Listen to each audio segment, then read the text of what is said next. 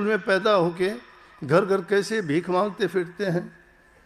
मीराबाई को ही ले लीजिए, उनके बारे में क्या कहा लोगों ने कि राजघराने की बहू होके, क्षत्रियों के घर में पैदा होके इसको ऐसा नहीं करना चाहिए। लेकिन जो भक्ति के भाव से भर गई, जिसने उस नाम को पहचान लिया, जो अपने जीवन को सार्थक बनाना चाहती थी, जिसका सार्थक उसका अर्थ और उसके गुण को समझ के उसको परले पार लगाना चाहती थी, जिस मकसद के लिए जीवन मिला था उसमें खरा उतरना चाहती थी, वो परवाह नहीं करते। जिनको अपने निज घर जाना होता है वो परवाह नहीं करते दूसरों की कौन क्या कहता है, क्या सोचते हैं। दुनियादारी के लोग तो अपने रंग में रंग लेना चाहते हैं। शराबी शराबी बना देगा, जुआ खेलने वाला जुए की लत लगा देगा, मांस मिट्टी खाने वाला मांस मिट्टी खानी सिखा देगा, और गंदे कर्म करने वाले अपने ही पंथ को बढ़ाना शुरू कर देंगे। जिसके संग बैठोगे वैसा रंग चढ़ जाएगा। अच्छे गुणों को अपनाने में बहुत समय लगता है, लेकिन बुरी चीज़ को तो अपनाने में कोई देर नहीं लगती। उनके लिए कोई नियम कानून नहीं है, सारे नियम तोड़ के, सब बाधाओं को तोड़ के न खुला चलना पड़ता है उसमें तो। लेकिन अगर सही रास्ते पे चलोगे तो मर्यादाओं में बंध जाओगे। सबकी गंदी मंदी बातें सुननी पड़ेंगी, बर्दाश्त करना पड़ेगा, बहुत ज़्यादा मिट्टी की तरह बन जाना पड़ेगा। जैसे संतों का जीवन ऐसा बता दिया कि खोद खाद धरती से है, काट बाड़ बन रहा, कटु बचन तो सज्जन शहर और से सया नहीं जा। कि जिस प्रकार से धरती खोद खाद सहती है, कितना हम काम करते हैं। देखो क्या पहाड़ों को पाड़ के घेर दिया, सारे के सारे क्या झीलों को हमने मिट्टी से भर दिया, जहाँ कुछ नहीं था बड़ी बड़ी बिल्डिंगें खड़ी कर दी। इसको मिट्टी कहीं से कहीं उठा के डाल दी, टीबे थे वहाँ झील बना दी, झील थी उनको भर दिया। तो खोद खादी धरती सहती है, फिर भी ये कोई बदले में ऐसी कार्रवाई नहीं करती। और जंगलों को नित्य प्रति काटते रहते हो, तो उसमें जो बर्दाश्त करने का मादा है वैसा हम में होना चाहिए। कटु वचन सज्जन से है सज्जनता, अध जल गगरी छलकत जात। जिसके हृदय में छोटा दिल होता है, विशालता आनी चाहिए।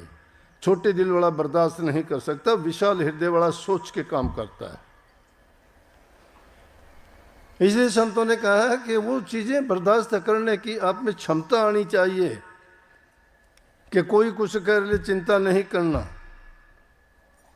बुरी भली सब की से लेना। शब्द है मन लाग्यो यार फकीरी में। जो सुख देखा राम भजन में वो नहीं अमीरी में। उस अमीरी में माया में वो सुख नहीं है जो राम भजने में देखा है। और उसमें क्या कहा, भली बुरी सबकी सुन लीजिए, कर गुजरान गरीबी में। भला कहता है तो भी सुन लीजिए, बुरा कहता है भी सुन लीजिए, लेकिन भला कहता है तो गाफिल ना होइए, बुरा कहता है तो उसमें क्रोध ना उठाइए। समता का भाव आ जाना चाहिए। समता का भाव जब दिल में आएगा, शांति दिल में रहेगी, नाम भक्ति उसी में ठहर पाएगी, नहीं कर सकते। सब दुनिया जितनी भी है सब हमारी है, कोई पराया नहीं है। ये सारी जायदाद प्रभु की है, हम प्रभु के हैं। फिर हम में विषमता कैसी, दूरियां कैसी, ये द्वेष कैसा, ये ईर्ष्या कैसी?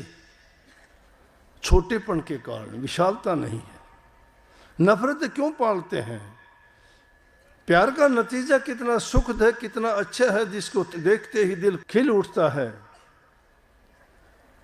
हर तरफ खुशी ही खुशी होती है, फिर क्यों त्यागते हैं उसको? ये तासीर नाम भक्ति की है।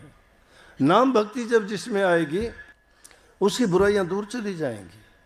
तो संतों ने इस कलयुग में प्रकट करके कह दिया कि ये दो घोड़े जो हैं दोनों पे असवार होना दूर की बात नहीं, बहुत आसान है। ये तो संतों का रास्ता तो 4 घोड़ों पर भी असवार होने का है। और वो 4 घोड़े क्या है? धर्म, अर्थ, काम और मोक्ष। ये 4 पदार्थ हैं जो संत सहज में ही दे देते हैं।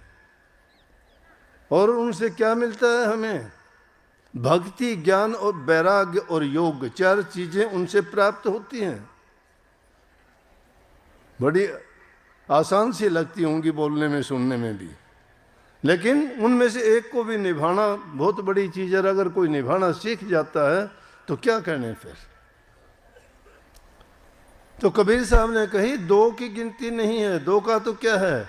संतों ने तो ऐसा रास्ता खोल दिया कि तुम ज्ञान भी इससे प्राप्त कर सकते हो, त्याग भी इसमें कर सकते हो, नाम भक्ति भी इसमें कर सकते हो, सेवा भी इसमें कर सकते हो, और ये सब प्राप्त होने के बाद आप कल्याण के मार्ग पर चलते हो।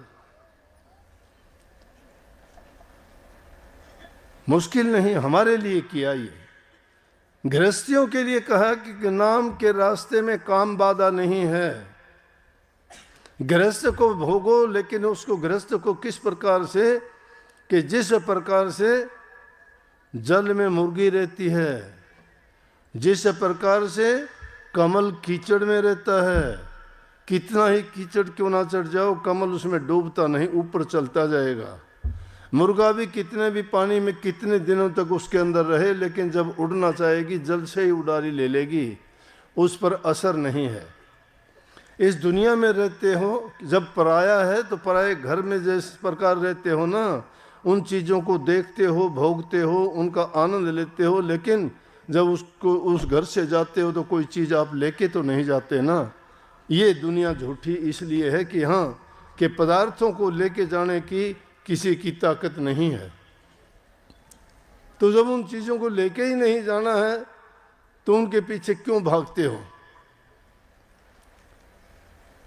जिन्होंने हमें हमारा साथ नहीं देना है, साथ देने वाली चीज़ वो हरि रस है, नाम रस है।